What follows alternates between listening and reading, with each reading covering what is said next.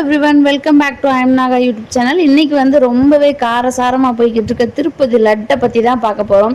என்னங்க நீங்களும் கிளம்பிட்டீங்களா அப்படின்னு கேட்டிங்கன்னா, லட்டு எப்படி உருவாச்சு, ஒரு கோயிலில் எதுக்காக லட்டு கொடுக்குறாங்க, எப்போ இருந்து இந்த பழக்கம்லாம் ஆரம்பிச்சது, இன்னைக்கு அதில் எவ்வளோ செலவு பண்ணுறாங்க, அதுலேருந்து எவ்வளோ லாபம் எடுக்கிறாங்க, இது எல்லாத்தையும் தான் இந்த வீடியோவில் பார்க்க போகிறோம்.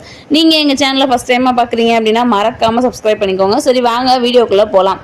திருப்பதின்னு சொன்னோன்னேமோ நம்ம எல்லாருக்கும் ஞாபகம் வர்றது ஏழுமலையானும் லட்டும் தான். கோயிலுக்கு போனீங்களா, சாமி தரிசனம் பண்ணீங்களான்னு கேட்கறத விட திருப்பதி போனோம்னு சொன்னாலே லட்டு வாங்கினீங்களா, எத்தனை லட்டு கொடுத்தாங்க அப்படின்னு கேட்கறது தான் ரொம்பவே வழக்கமா இருக்குது. அங்க பார்க்க போகல இந்த லட்டு செய்யறதுக்கு மட்டுமேமோ 500 பேர் வேலையில இருக்கிறதா சொல்றாங்க. திருப்பதியில இன்னைக்கு லட்டு கொடுக்க ஆரம்பிச்சு 308வது வருஷம் ஆகுது. அதை வந்து 308வது பிறந்த நாளா லட்டுக்கு பாக்குறாங்க.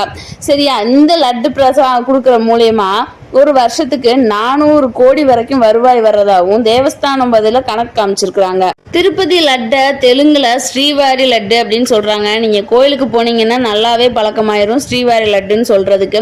இதே லட்டை தான் திருமாலுக்கும் நெய்வேத்தியமா வைக்கிறாங்க. இந்த லட்டை கோயில தரிசனம் பண்ற எல்லாருக்குமே பிரசாதமா கொடுக்குறாங்க. இந்த லட்டை செய்யற மடப்பள்ளி, அதாவது நம்ம தமிழ்ல மடப்பள்ளின்னு சொல்லுவோம், தெலுங்குல பொட்டு அப்படின்னு சொல்ற வழக்கமும் இருக்குது.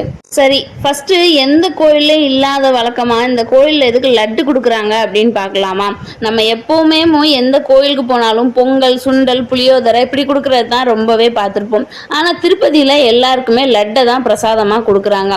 ஏன் அப்படின்னா அந்த காலத்துல வந்து மாட்டு வண்டி எல்லாம் பூட்டி தான் மலை மேல போய் சாமியை பார்த்துட்டு வருவாங்க. இப்ப இருக்கிற ஃபெசிலிட்டிஸ் எல்லாம் அப்ப கிடையாது. அப்படி போயிட்டு அவங்க அதை வாங்கி வீட்டுக்கு கொண்டு வரும்போது அந்த சாப்பாடு, அதாவது பொங்கல், புளியோதரை இந்த மாதிரிலாம் கோயில்ல பிரசாதமா கொடுக்குறாங்கன்னா அதெல்லாம் வந்து நல்லா இல்லாம சீக்கிரமே கெட்டு போயிடுறதுனால அந்த காலத்துல வடை மட்டும்தான் 2-3 நாள் தாக்கு பிடிச்சிருந்துருக்குது. ஆனா வர்றவங்களுக்கு இனிப்பா கொடுக்காம வடையை எப்படி கொடுக்கறது அப்படின்னு யோசிச்சுட்டு ஒரு சில ஐயங்கார சேர்ந்தவங்க கோயிலுக்கு வர்றவங்களுக்கு இனிப்பு கொடுக்கலாம் அப்படிங்கிறதுக்காக வேண்டி பூந்தியை ஃபர்ஸ்ட் பக்தர்களுக்கு பிரசாதமா கொடுக்குறாங்க. அந்த பூந்தியே கொஞ்சம் நாள் ஆக ஆக அதை லட்டா மாத்தியும் கொடுக்க ஆரம்பிக்கிறாங்க. திருமலையில இருக்கிற திருப்பதிக்கு 1715வது வருஷத்துல 2 லட்டை நைவேத்தியமா வைக்கிறது வழக்கமா இருந்திருக்குது. அதுக்கப்புறமா 1803ல ஒரு சில குறிப்பிட்ட மதங்களை சேர்ந்தவங்களுக்கு மட்டும் அந்த லட்டை பிரசாதமா கொடுத்துருக்காங்க. ஆனா தெலுங்கு கவர்மெண்ட்டோ எல்லாருக்குமே இதை கொடுக்கணும் அப்படின்னு ரொம்பவே சட்டத்திட்டத்தை போட்டு அங்க இருந்த ஒடுக்குமுறையெல்லாம் அழிச்சதுனால 1940வது வருஷத்துல இருந்து பூந்திய பிரசாதமா எல்லாருக்குமே கொடுத்துருக்காங்க. இப்படியே தொடர்ந்து வந்துகிட்டு இருக்கும்போது தேவஸ்தானத்தில் தயாரிக்கிற லட்டு புவிசார் குறியீடும் பெறுது. அதனால 2014வது வருஷத்துல மட்டுமே 90 மில்லியன் லட்டுகளை பக்தர்களுக்கு வழங்கப்பட்டதா தேவஸ்தானத்துல இருந்து கணக்கு காமிச்சிருக்காங்க. எதுக்காக ஒரு லட்டுக்கு புவிசார் குறியீடு அப்படின்னு உங்க எல்லார் மனசுக்குள்ளேயுமே தோணலாம். அதுக்கான பதில தொடர்ந்து பார்க்கலாம். திருப்பதி லட்டை கள்ள சந்தையில விற்கிற விதத்தை தடுக்கிறதுக்காக தான் திருப்பதி தேவஸ்தானத்துல இருந்து லட்டுக்கு 2008வது வருஷம் புவிசார் குறியீடு வழங்குங்க அப்படின்னு சொல்லி பதிவு பண்றாங்க. நம்ம உதாரணத்துக்கு பார்க்கும்போது நம்ம சாப்பிட்ற அல்வா வந்து திருட்டுக்கடை அல்வா, இருட்டுக்கடை அல்வா அப்படின்னு ஒரு எழுத்தை மட்டும் மாத்தி வச்சு நிறைய பேர் சேல்ஸ் பண்றாங்க. ஆனா உண்மையான அல்வா இன்னைக்கு கிடைக்குதா அப்படின்னு கேட்டனா அது ரொம்பவே கஷ்டம்தான். அதோட ரேட்டு ஜாஸ்தியா தான் இருக்கும்.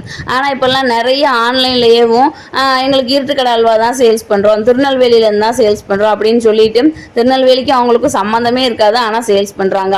அதே மாதிரிதான் திருப்பதியிலையும் லட்டை வந்து இது திருப்பதி லட்டு அப்படின்னு பேர் வச்சுக்கிட்டு தப்பானவங்க அந்த பேரை பயன்படுத்தி அதை விற்கிறதுனால திருப்பதி தேவஸ்தானம் 2008வது வருஷம் இந்த மாதிரி பதிவு பண்றாங்க. 2009வது வருஷம் லட்டை வந்து ஆய்வு பண்றாங்க. என்ன இதுக்கு கீழே அப்படின்னு பாத்தீங்கன்னா ஜிஐ சட்டம் 1999 படி பதிவு செய்யப்படுறாங்க. இதுல ஏமோ கொஞ்சம் அப்படி இப்படின்னு போய் ஒரு வழியா புவிசார் குறியீடும் கிடைச்சிருது. அது என்ன அப்படின்னு கேட்டீங்கன்னா அது வந்து பேட்டன்ட். இப்போ வந்து அந்த அவங்களுக்கு லட்டு யூஸ் பண்றாங்க இல்லையா, லட்டுக்கு ஒரு இன்கிரீடியன்ட் எல்லாம் போடுவாங்கல்ல, அதை வந்து அவங்க மட்டும்தான் யூஸ் பண்ணணும். அது மாதிரி இது திருப்பதி லட்டு அப்படிங்கிறத அவங்க மட்டும்தான் யூஸ் பண்ணணும் அந்த பேரை, மற்ற யாருமே அந்த பேரை யூஸ் பண்ணக்கூடாது அப்படிங்கிற மாதிரி கவர்மெண்ட் கிட்ட இருந்து பேட்டன்ட் வாங்கிடுறாங்க. சரி, பக்தர்களுக்கு வந்து எல்லாருக்குமே ஒரே மாதிரி தான் லட்டா அப்படின்னு கேட்டீங்கன்னா இன்னைக்கு இருக்கிற காலகட்டத்தில் கோவில், சர்ச்சு, மாஸ்க்குன்னு எதை எடுத்தாலுமே VVIPs, middle class, lower middle class இந்த மாதிரி தான் வச்சு பார்க்குறாங்க. அப்படி இருக்கிற பட்சத்தில் லட்டை மட்டும் எப்படி ஒரே மாதிரி கொடுப்பாங்க? திருப்பதியிலுமே 3 விதமா லட்டுகளை கொடுக்குறாங்க. அது என்னென்னு தான் அடுத்து பார்க்க போறோம். அதில் முதல் வகை லட்டு, அதாவது ஃபர்ஸ்ட் கிளாஸ் லட்டு எது அப்படின்னு பார்த்தீங்கன்னா ஆஸ்தான லட்டு.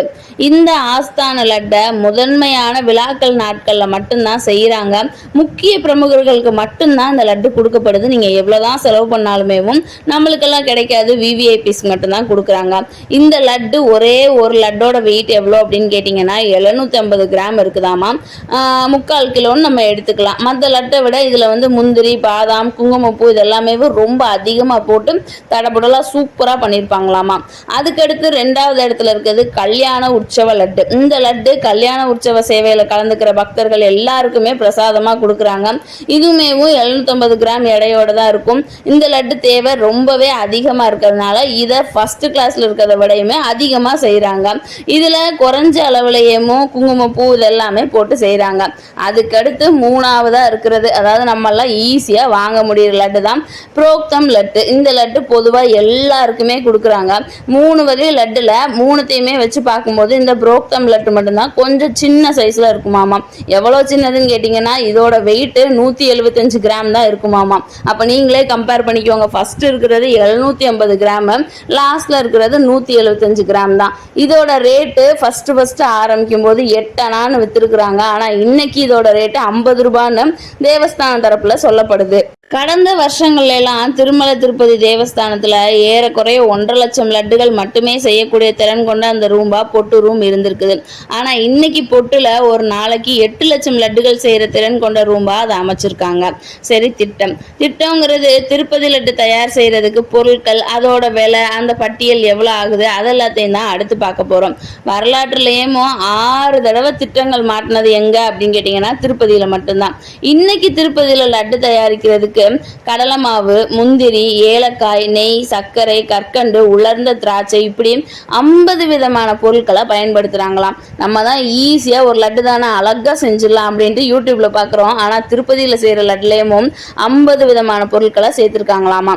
ஒரு நாளைக்கு கடலை மாவு மட்டுமே 10 டன், சர்க்கரை 10 டன், முந்திரி 700 கிலோ, ஏலக்காய் 150 கிலோ, நெய் 300 முதல் 500 லிட்டர், கற்கண்டு 500 கிலோ, உலர்ந்த திராட்சை 540 கிலோ, இப்படி தோராயமா வெயிட் சொல்றாங்க. அதுக்கப்புறமா திருப்பதி தேவஸ்தானத்துல இது எல்லாத்துக்குமே கரெக்டான வாங்கின பேப்பர், எவ்வளோ ரேட்டுக்கு வாங்கினாங்க, இது எல்லாத்தையுமே அதுக்கான டாக்குமெண்ட்ஸ் எல்லாம் கரெக்டாக மெயின்டைன் பண்றதா சொல்றாங்க.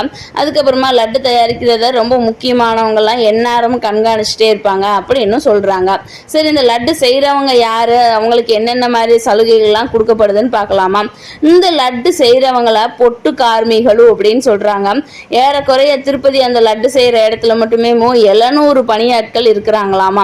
இதுக்கு முன்னாடி இதை விட அதிகமாவே இருந்தாங்களாமா. இப்ப எல்லாமே மெஷின் கன்வேயர்னு மாத்தினதுனால பணியாட்கள் குறைஞ்சிருக்கிறதாவும் சொல்லப்படுறாங்க. இவங்களை எல்லாருமே பொட்டு கார்மிகளும் தான் கூப்பிடுவாங்களாமா. இவங்க எல்லாருமே குறிப்பிட்ட சமூகத்தை சேர்ந்தவங்க மட்டும்தான் வேலை பார்க்கறாங்களாமா. தமிழ்நாட்டுல மட்டும்தான் எல்லாரும் சமங்கிற நல்ல விதமான திட்டங்கள்லாம் வந்திருக்குது. இன்னும் அங்கேயும் இதே மாதிரிலாம் வரும் அப்படின்னு நம்ம எதிர்பார்க்கலாம். சரி, இந்த வீடியோ பிடிச்சிருந்துச்சுன்னா மறக்காம கமெண்ட் பாக்ஸ்ல உங்களோட கருத்தை சொல்லிட்டு வீடியோக்கு லைக் பண்ணிட்டு சேனல் அப்படியே சப்ஸ்கிரைப் பண்ணிக்கோங்க. அடுத்த ஒரு இன்ட்ரெஸ்டிங்கான வீடியோவில் மீட் பண்ணலாம். டாடா, பாய்.